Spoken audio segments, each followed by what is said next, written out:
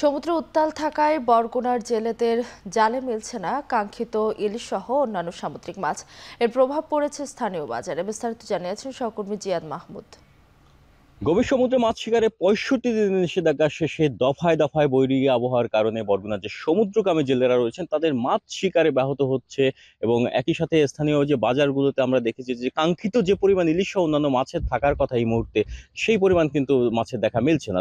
মৎস্য অবতারণ কেন্দ্রে আজকে বড় আকৃতির ইলিশের মন বিক্রি করা হয়েছে ৭০ থেকে ৭৫ হাজার টাকার, মাঝারি আকৃতির ইলিশ বিক্রি করা হচ্ছে ৬৫ থেকে ৬৬ হাজার টাকা। ছোট ইলিশের সংখ্যাই বেশি পাথরঘাটা মৎস্য অবতারণ কেন্দ্র কিংবা স্থানীয় বাজারগুলোতেও আমরা ঘুরে দেখেছি ছোট ইলিশগুলোর সংখ্যাই বেশি এবং সেগুলো বিক্রি করা হচ্ছে ৩০ থেকে ৪০ হাজার টাকা মন প্রতি। ইলিশের সরবরাহ যে পরিমাণ থাকার কথা সে পরিমাণ নেই, তবে অন্যান্য মাছের ক্ষেত্রেও কিন্তু দাম বেশ চড়া রয়েছে। আমরা নদ নদীর মাছের এখানে দেখেছি যে পোয়া মাছ বিক্রি করা হচ্ছে ৪৫০ থেকে ৫০০ টাকা, যেটি গত সপ্তাহে বিক্রি করা হচ্ছিল ৩৫০ টাকা দরে।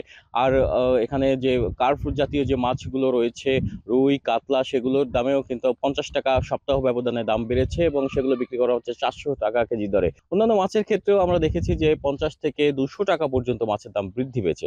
এই ছিল বরগুনার মাছের সরবরাহ এবং দাম দর নিয়ে সবশেষ তথ্য।